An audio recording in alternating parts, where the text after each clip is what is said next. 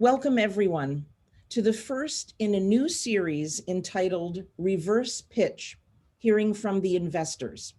I'm Nancy Davis, Chief Creative Officer and Executive Director of both the Global Wellness Summit and Global Wellness Institute, and I'll be your host for today's call. The idea of a reverse pitch, which is where investors pitch companies about where they want to spend their money instead of the other way around, was born at the 2020 Global Wellness Summit, which was one of the first global hybrid events held both in person at the Breakers Palm Beach and virtually all over the world.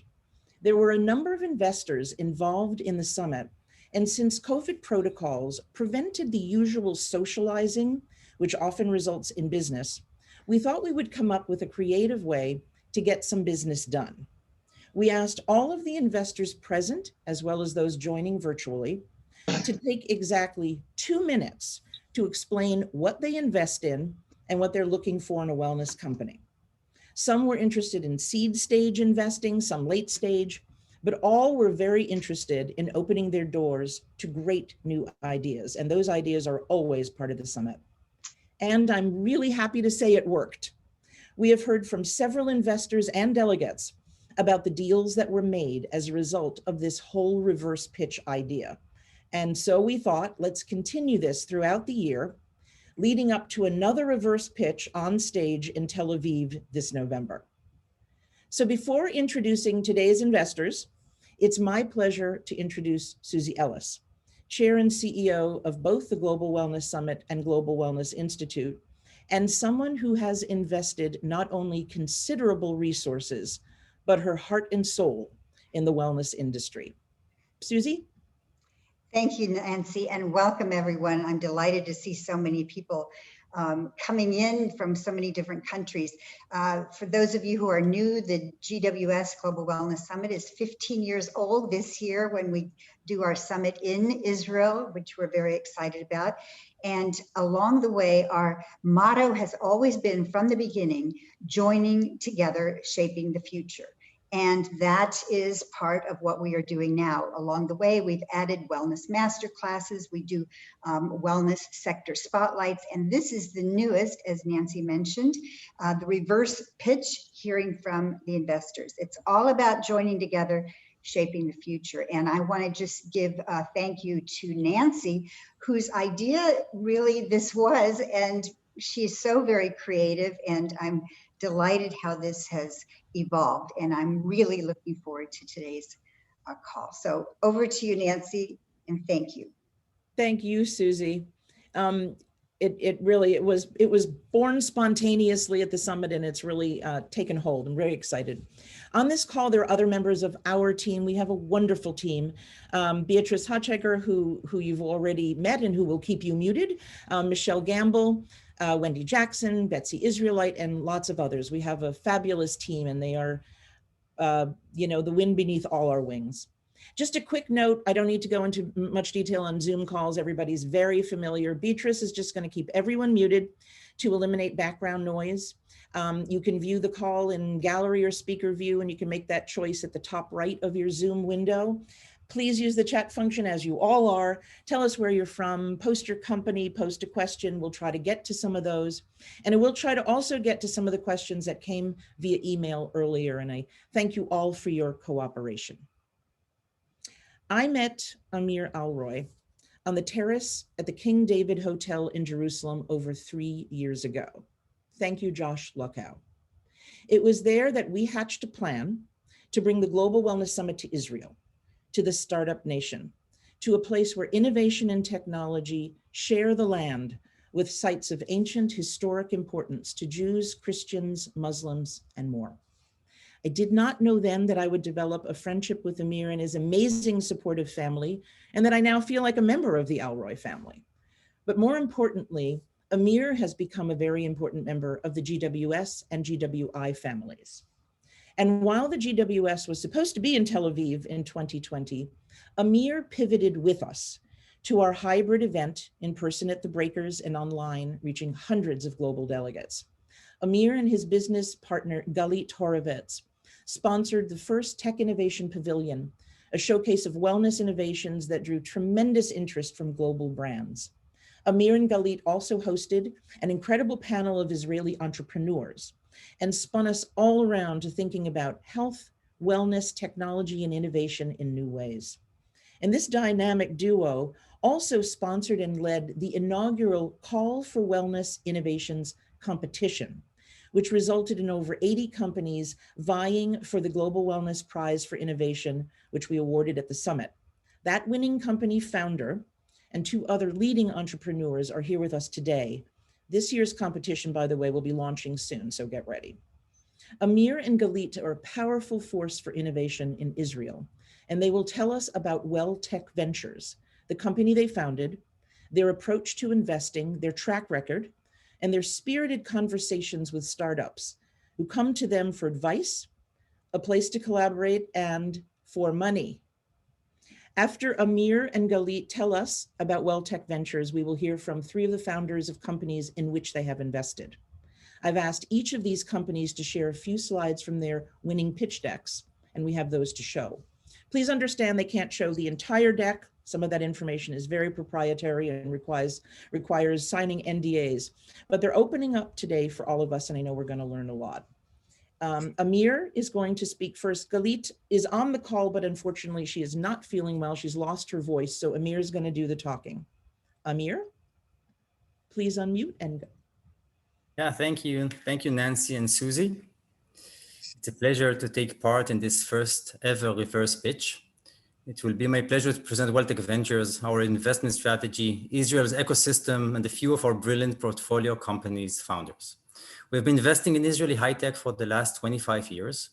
Along the years, we invested in about 60 companies. I have been connected to wellness and fitness in different aspects in the last 15 years. And about 2 years ago, I decided to combine the investment experience with my wellness passion. So let me start in a wider context. As you know, Israel is one of the most innovative places on the globe. The Israeli ecosystem has made its mark globally since its early stages in the 90s, with 8.3 billion raised only in 2019 and 2.9 billion in exits in 19 alone. Israel is a very active global tech hub. Even in 2020, there were a few positive statistics, such as $13.6 billion raised, a few more global R&D centers open in Israel, and a few companies that joined a unicorn status. The stats about Israel ecosystem have become part of this startup nation mantra.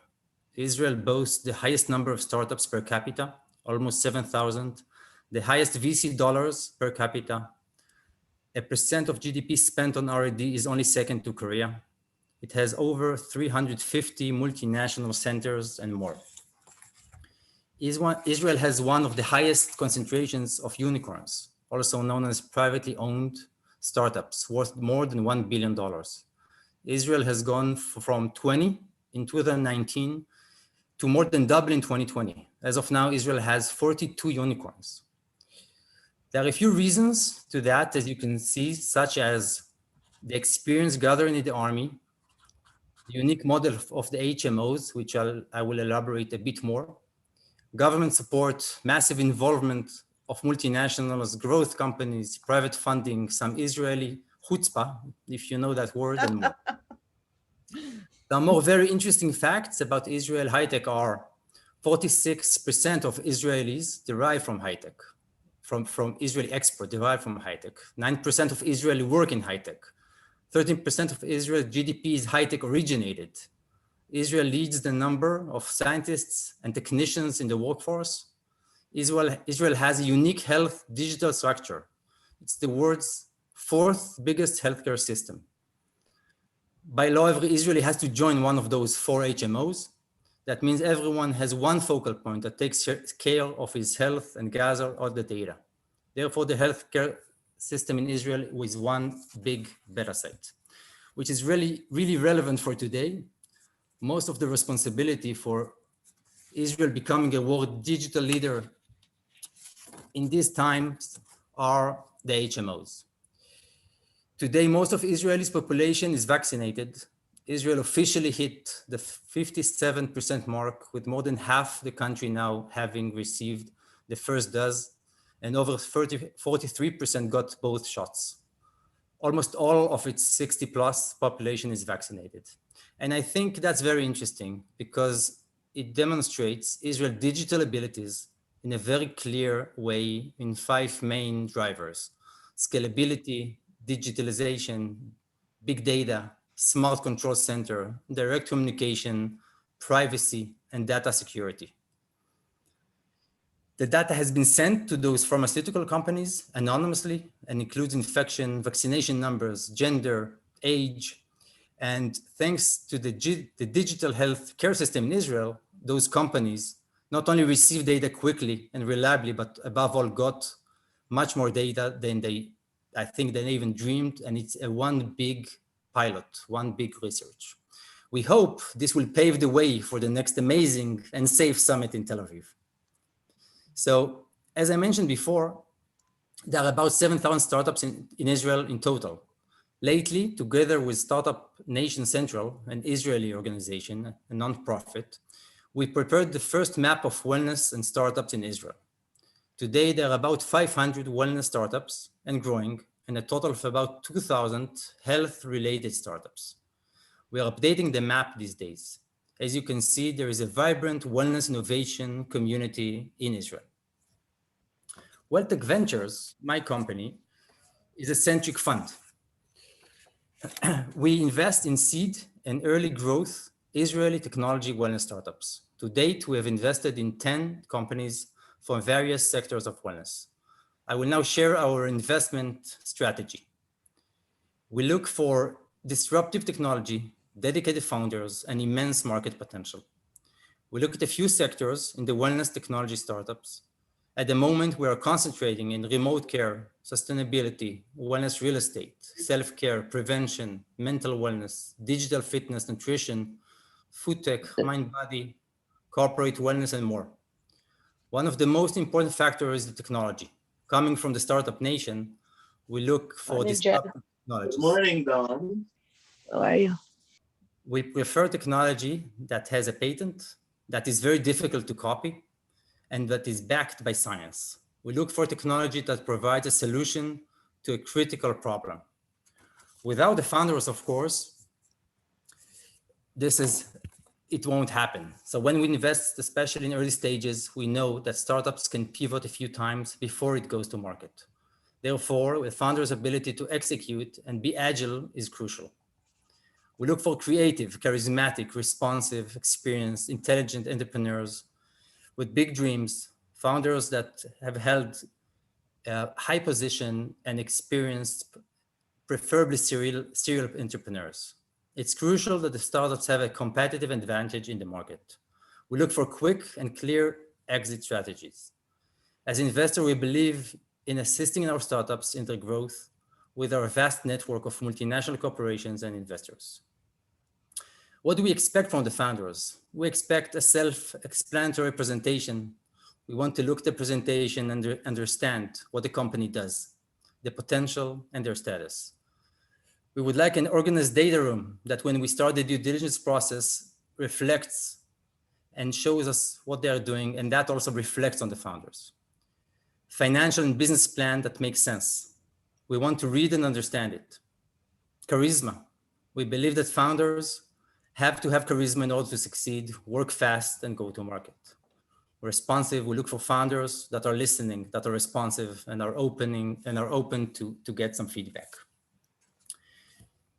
At Welltech One, we also work alongside investors, global investors, and we pride on having the knowledge in Israel and the ability to assist them in investing in wellness technology in the Israeli ecosystem.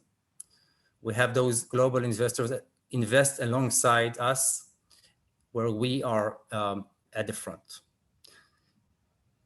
So as Nancy mentioned, those are 3 selected companies that we previously invested in. They will join us soon, and Nancy will present them later on.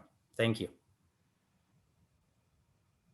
Amir, thank you so much. That was incredibly informative, and we love numbers. So we love all of those numbers. Can you just, how on earth did the investing and the unicorns double during COVID? Can you just explain what happened in 2020, why that happened? I mean, that's a remarkable statistic. Any thoughts? I will try. I think the three founders next to me here, and maybe also my father can help. But basically in Israel, everybody continued to work very efficiently. I think some of those companies are also already had the R&Ds, had the technology. Raising capital was something that, as you saw, you saw the numbers. It continued in Israel in 2020. So massive involvement of the government, very creative founders. And we had an opportunity here, you know. So some of those companies took advantage of the opportunity in the markets, and they just did it in that timing. So I have also a brother that during the time took advantage of the COVID-19, based in New York, not connected to wellness. And his company really succeeded during COVID-19. But I would be happy if my colleagues will elaborate a bit more. So maybe I'll add a few words with your permission. Sure, Ellie, please. Yeah, so I think it's not a surprise that we have much more unicorns, and I think the numbers will grow drastically during 2021.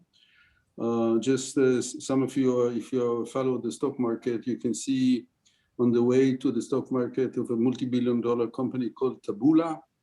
You can see Fiverr, which is a multi-billion-dollar company, Israeli. You can see Wix, which is almost $20 billion company run out of Israel. You can see Lemonade, which is an internet insurance company, etc. And you can see others that are on the way. One of them, for example, in the fintech world, is called Bluevine. It's an American startup run by Israelis that are giving online, based on AI, almost in real time, loans for small and medium-sized businesses. So what happened is the high-tech world was able to adjust itself by far quicker than any other industry to the huge change, working from home. Obviously, there is done huge effort on cyber protection because people work from home. So there are a lot of initiative around that. There are a lot of initiative around fintech, obviously, because they can serve the customer quicker than the big banks, especially in the US, when you have about 4,000 banks, regional banks, and only 5-6 big banks. And those customers of the regional bank are underserved. So the fintech is biting. It's biting the big banks, or not all across all the activity of the banks, but normally around some specific chunk. So the ability to adjust of working from home and be as efficient and lose less time on the roads, and the fact that Israel has a massive infrastructure of digital, not only health, but in many aspects, cyber and the like, helped a lot to speed up a lot of processes. And actually, a CEO of a huge corporate told me the other day, of a corporation told me the other day, listen, we got a present, it's a sarcastic, we got a present by the COVID. He said, what was the present? We intended to do a test from home by shifting the workforce from home on a 20%, let's say, working from home to see if it works. COVID forced us to do a huge scale, real time, of the 100% force, and we didn't have a choice, so we had to do this test. The outcome will have huge effect on many sectors, including office demand, etc. And it will change a lot going forward. We can see that. The last sentence I want to say, the fact that Israel managed to do the experiment for Pfizer and Moderna, crossing the 5 million two doses of COVID shots. Actually, there is real-time experiment, and we can see in Israel, I would say 4 or 5 months ahead of the others, what's going to happen in the world. So I would say Israel has meaningful number, Great Britain, I would say the second one, and US is still the US. And so obviously you're crossing 70 million. So I think economically we can see trends that happen here already, because here the economy is completely open as of this week, almost 100% open. So we can see trends that you might see in Europe, which is still cold. And I believe you'll see this phenomena we see now, you might see it in 4 or 5 months from now. So it's very interesting. Thank you so much. It's an incredibly valuable information and perspective. You know, Israel is how big? Amir, how many people are in Israel? About 9 million. And in that incredibly small country, is this extraordinary explosion of this kind of innovation. We're going to get to the 3 companies in just a moment, but I wonder if you could comment on the role. You know, we talk a lot in this country about the role of government and getting government involved in understanding the value of, you know, wellness, the value of prevention, the value of being involved in this. The government plays a big role, don't they, in support of innovation in Israel? Yeah, the government has an entity, a specific entity that is called Israel Innovation Authority, and their role basically is support the Israeli high-tech system. In the last masterclass we did, we also brought one of the top managers of that entity, and you know, they pour lots of money into high-tech. They support, they encourage, they help with accelerators, incubators. So, you know, in Israel, that's one of the main reasons for the success of the ecosystem, the support of the government alongside the HMOs and the army. And it's a lot of money that the government puts in, right? Over 100 million or something, I remember. It is. Yeah. It is. Yeah, that's also, you know, incredible. It's like the whole ecosystem really, really works. There are lots of questions and lots of ways we can take this conversation. I want to introduce and get to the 3 startups, because I think it'll give us another perspective on what it's like to be invested in by Welltech Ventures in Israel. And Welltech Ventures does just invest in Israel. Is that right, Amir? You guys invest only in startups in Israel? Many investors that we will hear from, by the way, in this series, which will continue, invest in their particular area geographically. Is that right? You invest in Israeli companies? Yeah, we do invest in Israeli companies or Israeli related. So we also invested in an Israeli company in New York. Okay. We feel our strength is in our ecosystem, our contacts, etc. So I think that's where our, you know, expertise is. And don't you always also act as kind of a long arm for people who, let's say there are companies in other parts of the world that want to invest in Israeli technology, because who wouldn't? Do you act as a kind of long arm for that, for them? Yeah, exactly. So we act as a long arm. We can do on behalf of those global investors that don't have, you know, a presence in Israel. We can represent them, do the due diligence, manage the investment, and we have already a few of those globally, and we're happy others will join. Yeah. Okay, fantastic. And you know, obviously the summit that will take place November 15th to 18th in Tel Aviv will have a very strong central core about innovation and technology in the ecosystem in Israel, and also investing in innovation globally. So, you know, that is of course going to be part of what we talk about. I'm going to now, let's turn to the 3 startups, bring them on board and into this conversation. All of these startups have received investment from Welltech Ventures. I'm happy to introduce first from Amai, Dr. Ilan Samesh, who launched Amai, which is a sweet protein designed to replace other sweeteners in food and beverages. And he did this after a career as an entrepreneur and in academia. Ilan is a graduate of Israel's top undergraduate program, where he studied 5 different sciences and got an MBA. After a PhD at the Weizmann Institute of Science, which is very renowned in Israel, and a postdoctoral fellowship at the University of Pennsylvania, He had a career in academia focused on protein design. He lectured on biology, chemistry, and computer science. He wrote the world's leading book on computational protein design, which is about, as I understand in lay terms, redesigning proteins. He launched AMI, aiming to fix our food system, one protein at a time, by combining computational protein design with cost-efficient, sustainable, environmentally friendly production using precision fermentation. If that has your head spinning, like mine, you'll be delighted to know that Ilan is also an amateur flamenco dancer. And while we can't have Ilan dance, we can have him tell us in just a couple of minutes, in his own words, about his pitch to Welltech Ventures. And by the way, when we send the follow-up email to all of you, we'll include links to all these companies so you can delve further into the details. You know, but this call is really about the investing landscape. So I'm going to try to keep the conversation focused there. AMI was also the winner of the Call for Wellness Innovations and received the Global Wellness Prize for Innovation during the summit. Ilan, welcome. Thank you so much for being here. It's good to see you again. Hello, Nancy. Thank you for your overkind introduction. I'll just say I never finished my MBA. I did most of it, but never did the last few courses. So I still don't have an MBA. Okay, we forgive you because you're really a slacker when it comes to education, that's for sure.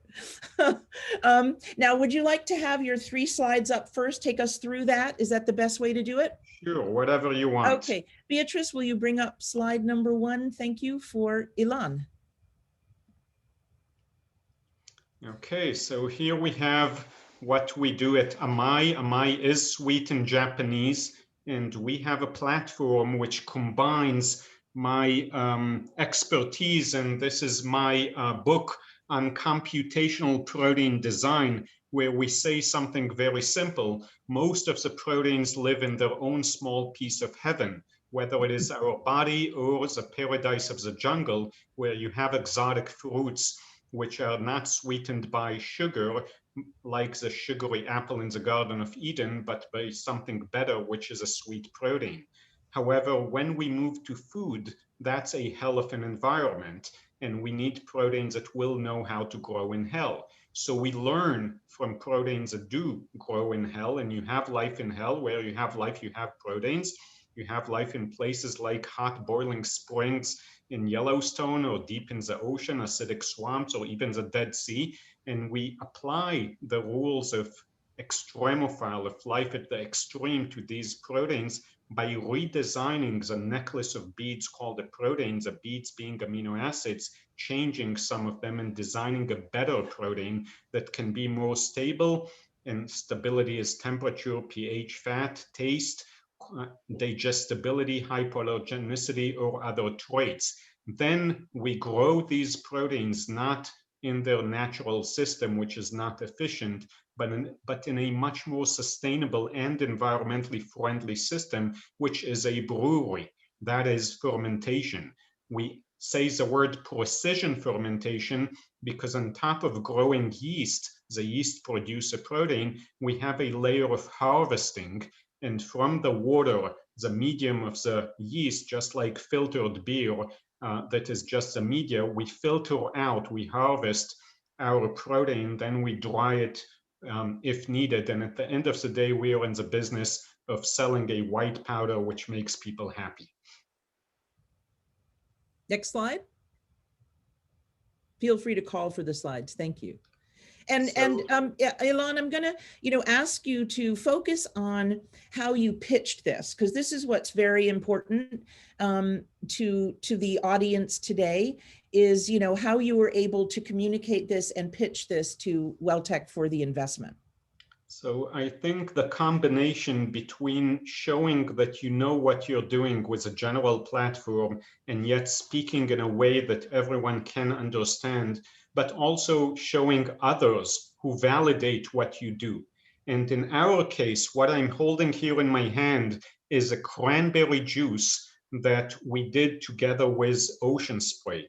So in a very young stage, we actually began with the Kitchen Hub, which is a incubator sponsored by the Israeli Innovation Authority, and the Strauss Group got the franchise to operate it for 8 years to establish 32 different startups.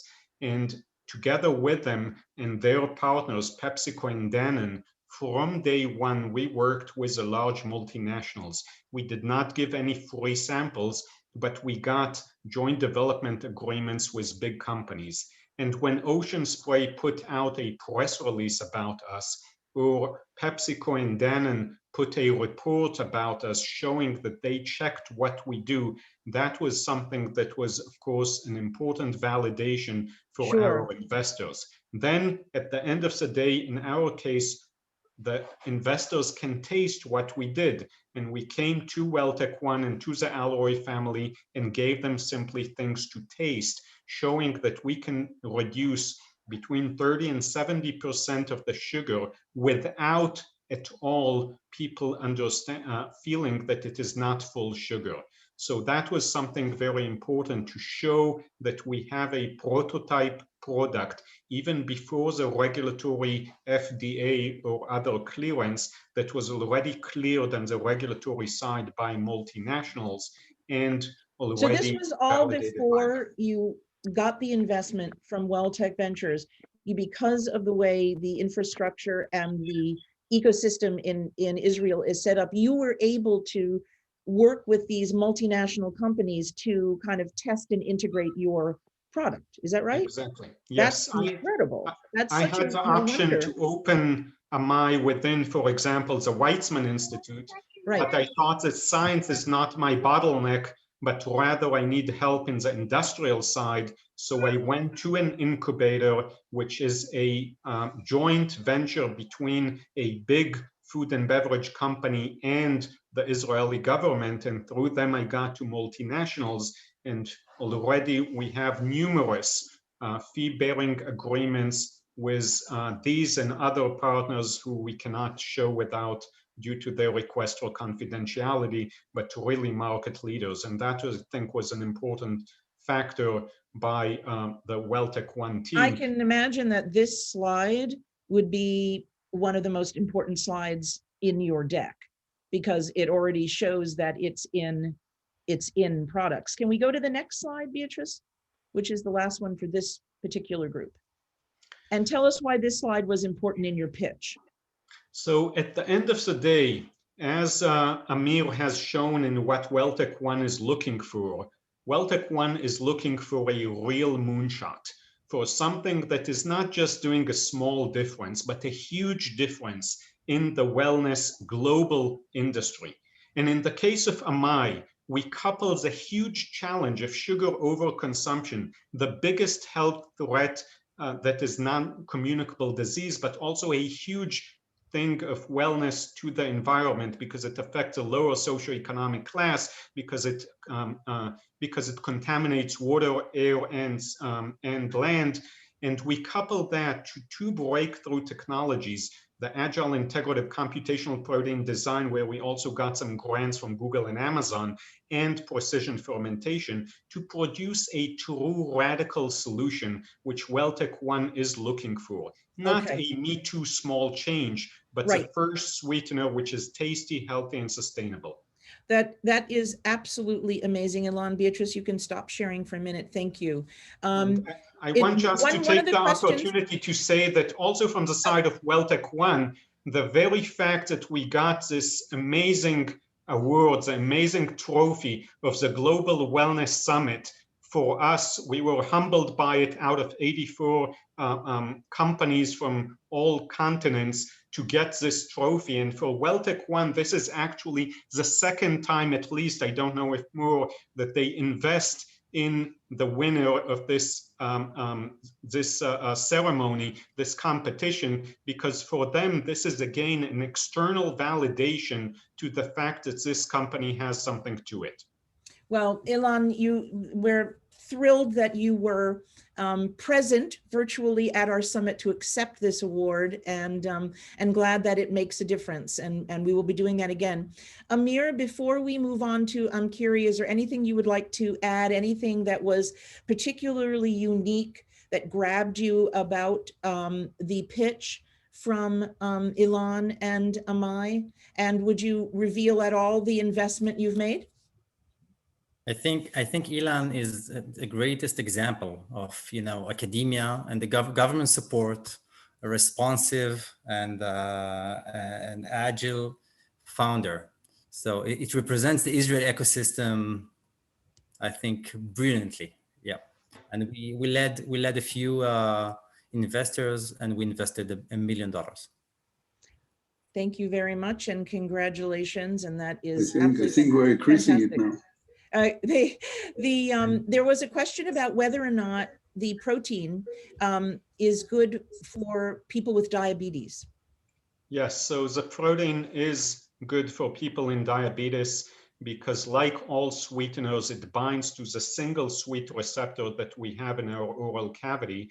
But then, just like all other proteins, it is digested to the amino acid constituents with no interaction with the microbiome, liver, kidneys, no insulin response. So there is no diabetic effect. We are now actually doing several clinical studies with diabetic patients in order to confirm that and to get the important external validation, because I believe that nobody should believe what I say, but you should believe what science says and what external validation, whether it is consumers, big multinationals, or clinical trials say. Ilan, thank you so much. And I think you're exactly right. We are, in everything that we do, devoted to science and evidence, and very much appreciate that not just your background, but what you're doing is fully about science. We are now going to pivot. Nancy, I will just add that we decided to increase our investments in $500,000. So in Ilan, because we see the great work that has been done. Thank you, Amir, and money well spent, no doubt about it. Okay, we are going to pivot now to a very, very interesting company called Amkiri. And Ido Pollock, who is the CEO, Amkiri is the first visual fragrance you wear as a tattoo. Ido is an experienced digital media entrepreneur and executive. Prior to joining Amkiri, he was serving as CEO and managing partner of The Time, an investment fund focused on young, innovative technology startups in telecom, internet, media, and entertainment. He previously served as group CTO and part of the executive leadership team of Matami Media Group Limited, one of the world's leading digital marketing companies. He co-founded and later was CEO of The Marker, Israel's largest financial media company. And Ido was part of the founding team of Grouper, which was a local clone of Groupon, later sold to Groupon, and he serves as the chairman of Groupon Israel. So he's another slacker in our group of entrepreneurs this morning. Ido, you and I know each other a little bit. We've had much more contact than I think the others, but in the world of startups, I mean, you must have so much perspective. You've seen companies come and go. You've, founded them, sold them. You've been involved in so much. Can you talk a little bit before we show your slides about what is the most important thing to communicate to people when you're seeking investment? First, Nancy, thank you. Thank you for the opportunity to be here and share Amkiri with this respectable group. I think the most important thing is also when I was sitting on the other side is you need to have a very, very innovative story. Something that is it's a game changer in the segment in which the company operates in. You need to have the pillars, the fundamentals, the technology behind it that provides you the right base to, like Amir said, the patent, the IP, that provides you the ability to defend your market share and execution capabilities, and belief in the team that they could go through the this long journey of setting up a company and execute the vision, which is a very, very challenging journey. Yes, and something you've been through before. Beatrice, if you would bring up the next 3 slides, I'll let Ido just take us quickly through those and be folks. So this is a lovely minimal approach. Yeah, because our companies, although we have a very, very deep technology behind the company and a very strong IP, granted IP all over the world, it's we are in the nexus of fashion and beauty, and we are storytellers.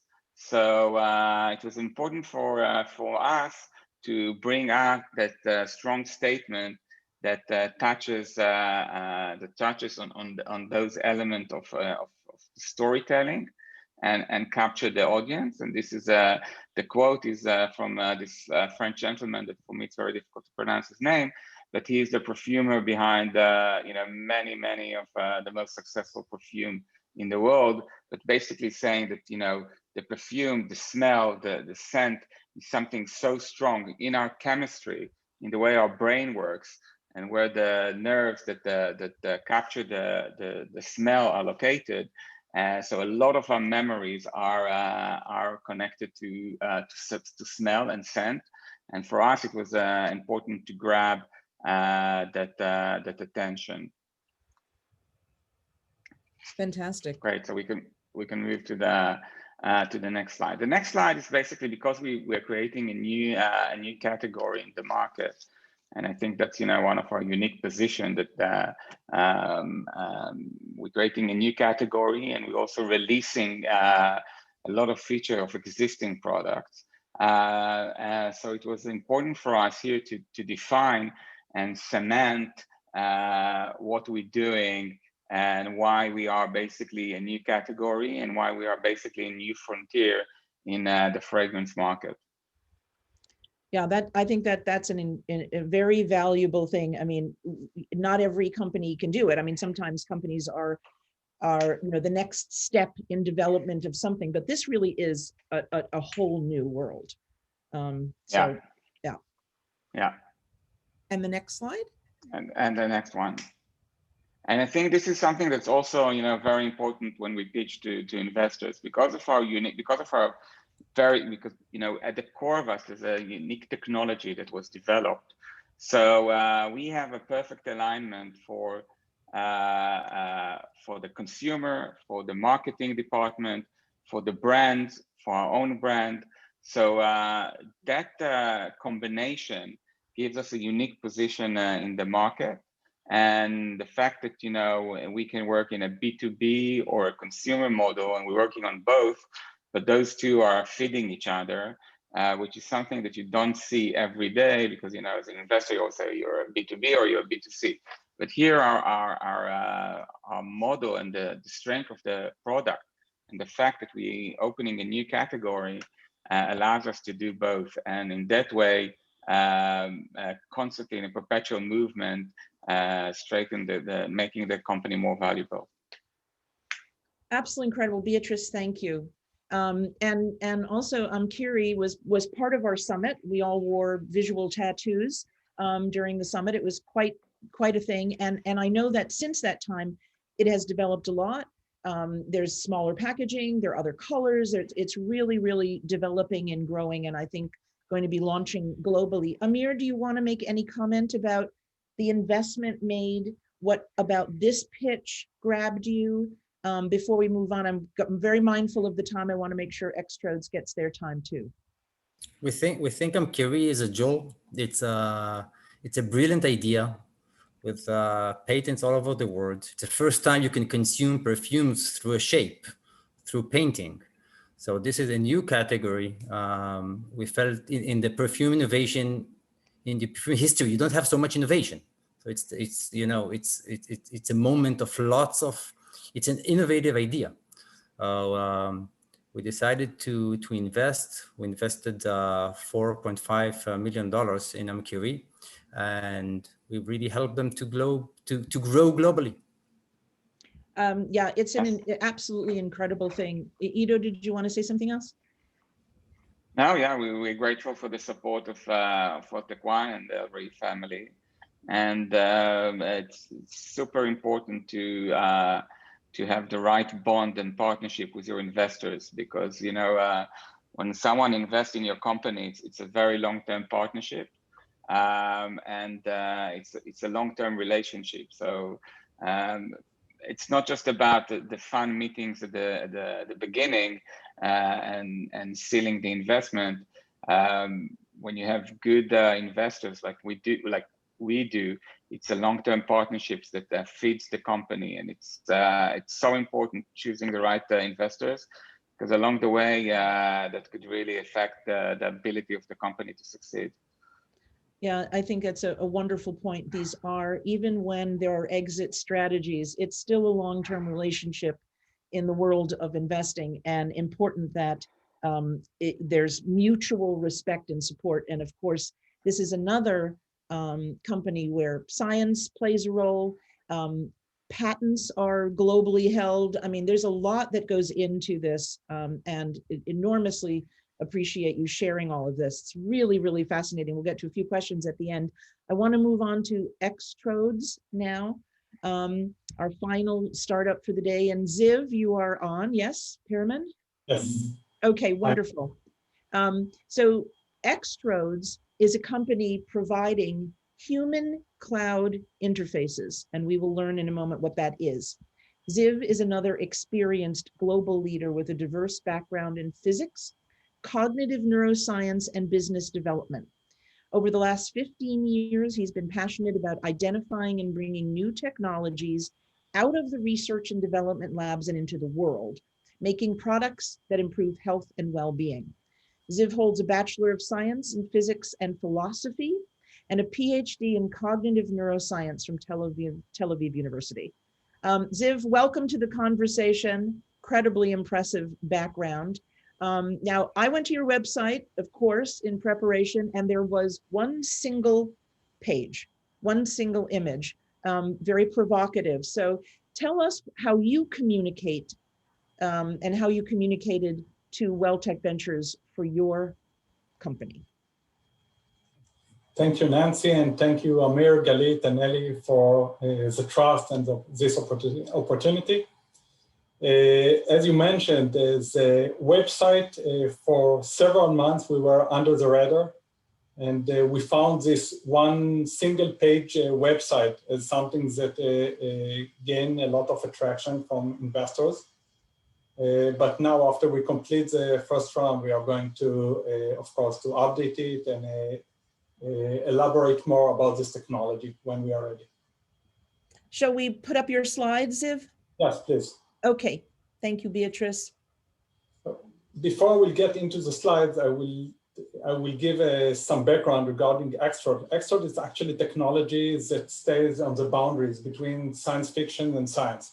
We develop a unique skin patch, a wearable technology that allows us to measure our own body. And our vision is to give us the ability to understand and predict our own body anywhere, anytime. And as you can see here, this is one of the first slides. We demonstrate this ability of the small skin patch and nanotechnology that was developed after 10 years of research in the leading nanotechnology center in Tel Aviv University. We can use it for multiple use. We can use it for measure our muscle fatigue and muscle synchronization. We can use it on our face in order to measure our facial expression and eye movement. We can measure our heart, EKG, and we can even measure our brain. And all this activity is available to date on a daily life. The technology is patented both on the hardware side and the software side. And I think the main message of this slide is to show the huge potential, how we took a technology that has been used for years in the lab and clinics and make it simple and comfort that you can use it on many activities in a regular day activity. Beatrice, can you do the next slide? Thank you.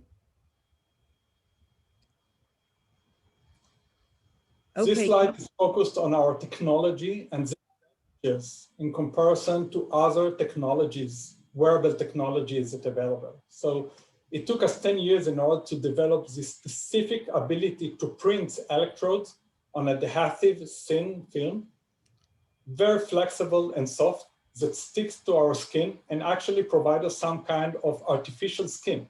You don't feel it. You can move regular and do all your activity. It's dry, you don't need gel, and it can stick to your body up to 4 days in a row. So you can use it for multiple activity. All the data is transferred automatically into the cloud, and then it goes to our analytic layers, our machine learning and AI layers that look into this information, extract artifacts, and give us understanding and insight on our own body. And the most important thing is the ability is that we were able to manufacture it and to show scale-up abilities in a very attractive cost. Next slide, please. And I think as most of you had ideas during this presentation, how many things we can do with it, because it's a great platform. It took us several months to focus where will be the lowest hanging fruit from commercial pathway. And we decided to focus our attention on two main fields. One in the field of medical, to monitor sleep at home, a medical grade sleep monitoring at home, mainly for neurodegenerative disorders and psychiatric disorders. It's a huge market, and we already have very strong partners in this field and very nice comparison in paper to the current golden standard tools. The second pathway is in the wellness. We use this surface EMG. It's a tattoo that can measure your muscle activity, muscle fatigue, and muscle synchronization in order to increase the ability for athletes. So we can improve performance, we can prevent injury and give an athlete a notification when he is increased the chance to have injury. And we can also shorten the time of rehabilitation after an athlete suffers from injury.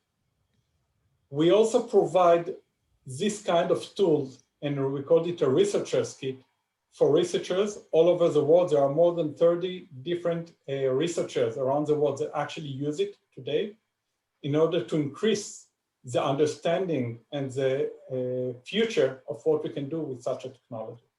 So I think this slide is mainly shows the business potential. This slide mainly demonstrates the business potentials and the markets that we are focused on. And I think the fact that we have both medical with all the regulations that is needed and the science and the clinical trials and the wellness, I think it's provide benefit for both sides. For the medical, because we have all the consumer understanding of the users, and for the wellness to get all the credibility from the regulation and the medical part. Yeah. Ziv, thank you. Beatrice, you can stop. Thank you so much. I mean, these are just, you know, each one of these could be an entire hour conversation on putting together, you know, your pitch decks and your information and your science. One thing is clear, that it took a long time for each of these companies to get to the place that they are. They're deeply involved in science, and that the infrastructure and ecosystem in Israel really supports and nurtures this kind of innovation. Amir, do you want to comment on Xtrodes? I think it speaks for itself. A very talented founder and a deep and interesting technology that combined both health and wellness. You know, so self-care and healthcare, the new you know, the category we speak about now in GWI. I think it's exactly this company represents it. I see Susie smiling. That self-care healthcare model is something that Susie has been talking about, spoke about at the summit, and it has really gained a lot of traction. I think almost every one of these companies, you know, fit in that model somewhere. Amir, can you talk for a minute about the future? What you are currently maybe, you know, seeing, what you are hearing, who's coming to you to pitch? What does the landscape in wellness and technology look like to you? We started being active in the wellness industry in Israel before COVID-19. So during and after COVID-19, we feel much more traction and brilliant founders going from other sectors to wellness, to well-being, to self-care and prevention. So we feel the flow of great ideas and brilliant founders in the Israeli ecosystem growing. That's on one hand. On the other hand, investors are accepting this category. It was on the sides, and now it's a mainstream. So we feel that we are in a very interesting junction. Both in Israel, we are welcoming any investor to join us, and because we feel lots is happening. And I think the summit will be a great finale for that. We'll have this innovation pavilion you mentioned, first time in the Middle East, first time in Israel, in Tel Aviv, in great weather, and lots of. Amir is a proud co-chair of the upcoming summit. So that, yes, we're all looking forward to being there, and it's going to be, kind of amazing. Amir, can you just mention how you and Galit, how long do you spend vetting a company, doing diligence, looking at decks? What is your process for when a company raises their hand and says, I want to come see you, to an investment or not an investment? And we've got just 2 minutes left. I think one of our advantages is that we know to do a thorough due diligence, but a quick one, because good opportunities, they come fast and they disappear fast. In Israel, there is more money than good opportunities. So we are an agile fund. We know we know to ask the right questions and to ask the right people, to do a good due diligence, but still to decide fast. And have you had any occasion where you've had a regret? Something, did one get away that you wished you had moved more quickly? Of course. I think it happens to all investors, both not as good investments and the one you didn't decide fast enough, or you decide not to invest. It's natural. We see hundreds of companies a year. So of course, not the startups that were today. Today, they will never be sorry for their investments. For the startups shown today. And how many a year do you vet? We invested in the last 2 years. We invested 10 companies, and our plan is to invest in about 5-6 more this year. And how many did you see before you landed on 10? We saw about 300, 400 startups. Oh my God. Wow. Absolutely incredible. Okay, we are at our 1 hour mark.